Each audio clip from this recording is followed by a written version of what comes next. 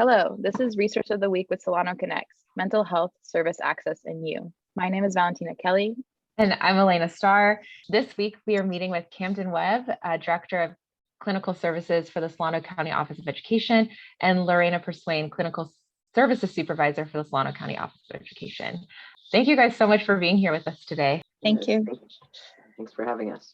Yeah, of course, we're so excited to learn more about the P.A.T.H program, as well as just some of the services that SCO or SCOE offers. So just to start us off, could you guys tell us a little bit more about what your organization specializes in and what services you guys provide?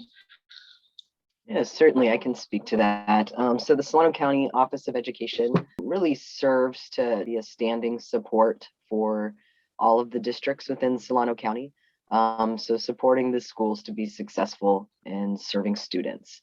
So it looks like many different pathways. For our program specifically, we support mental health and wellness in the schools.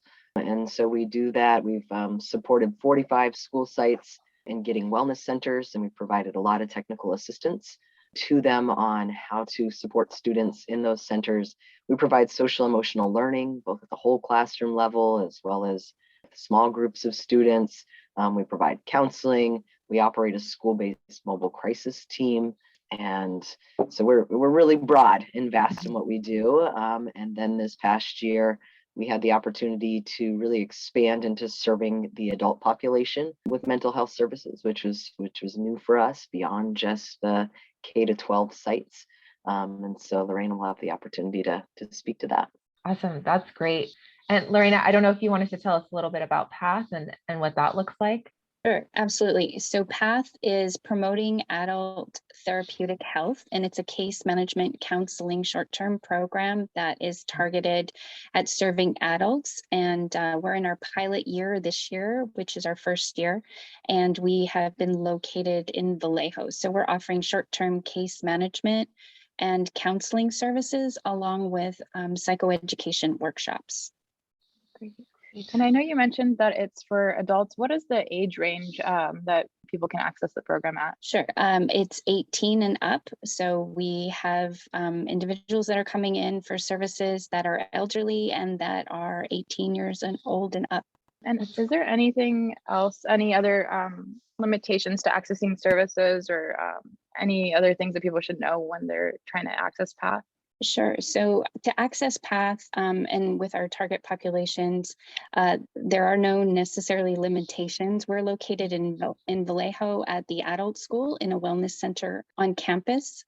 And we are open to anyone who's in the city of Vallejo who needs services can come out and get services. We also have target populations of transitional age youth, which are 18-25, who are aging out of foster care and who may be at risk of homelessness. We are also targeting migrant undocumented workers. However, we are open to anyone in the city of Vallejo who is needing services who's low income. No, that's so great. So it sounds like any adults in Vallejo could really access these services. Is that correct? Yes, Awesome. That's correct. And you said that you guys provide support services as well. Could you tell us a little bit about just what that looks like or how long those last or anything like that? Sure. So we provide short-term case management and counseling services up to 10 sessions. And our focus is really around linkage and linking supports to our clients who are coming in. So those supports could be anything from looking at we're having food scarcity, so referrals to food banks, referrals to childcare, referrals to primary care, to behavior task at times. So people do not know how to access mental health services, so they can come to us and we will assist looking for behavioral health supports and doing warm handoffs to providers as well, which is around linkage. We are developing an extensive referral basis as we go. That's great. I know it's really needed, so that's awesome. Is there anything community members should know when requesting services? Do you guys take walk-ins, appointments? What does that kind of look like? Yeah, absolutely. We do take walk-ins at this time. People can come to the center and they can walk in and request services. We also have a very easy referral process where we have a Google referral form they can contact my phone number. I can do the referral form, or they can actually do the referral form online as well. So they are, those are various ways that they can come to us for services. And once they are referred for services, or even if they do a walk-in, then they can meet with one of our case managers, wellness assistants, and begin through the intake process and begin having therapeutic services, case management, and counseling. And we also would refer them to our workshops, which are psychoeducation workshops. We have a one-time workshop that's usually around the lunch hour, or we have workshops that are also that are 6 series once a week for 6 weeks. And some of those workshops are also in the evening. And we do have a language component. We have a Spanish speaking intern, and we will have other Spanish speaking staff that will be joining us as well. Is there any cost associated to this service, or is it free? It is free. It is a free service, and it's provided through a grant. And then if people do have insurance, we can help them and assist them, referring them to seek other support services through their insurance and help walk through those steps. And what's the best way for people to get more information on P.A.T.H? Do you have social media or a website? So we are with Solano Office of Education. So there is an there's our own part of the page through the Solano Office of Education, which has our contact information on there. We are also flyering and outreaching to the community. People can call me directly, and I can forward my number. That's what we have. But we definitely do walk-ins. People can come down to the center. Our most days when all of our staff are there are Tuesdays, Wednesdays, and Thursdays. I forgot to mention our workshops are also, we're on a hybrid model. So we do virtual, and we also do in-person meetings. We'll do in-person individual meetings, and we'll do in-person workshops. And then if people are not able to make it down to the center, we can do virtual. And community as well. We can go out to the community. That's great. Yeah, I actually wanted to ask a little bit more. I know you mentioned workshops as well. What are the kind of topics that you guys have? And are those like a one series, multiple series? What do those look like?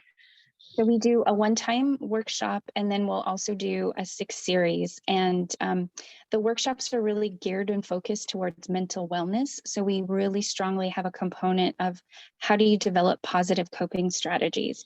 So we may have workshops on mindfulness, suicide prevention, coping with depression, spirituality and mental health, storytelling through art. We've had a self-care workshop, both in English and in Spanish. We've healing through trauma, dealing with traumatic experiences, and really heavily focusing on those coping strategies, and just mental wellness overall.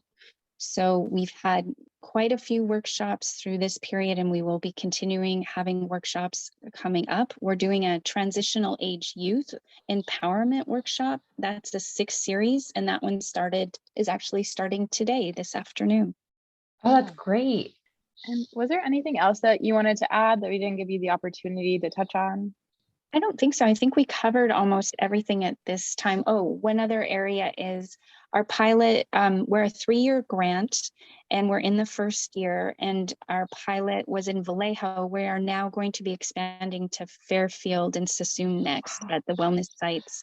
There's one at Solano Community College, and also one at Golden Hills and Fairfield. So we'll also be beginning our services in those 2 locations as well. That's amazing. Well, I wanted to thank you both so much for taking the time to teach us a little bit more about the services that you provide today. And to learn more about this resource, check out the link in our post. We also want to remind you that if you're looking for other mental or emotional health resources and services, you can visit SolanoConnex, which is spelled CONNEX.org.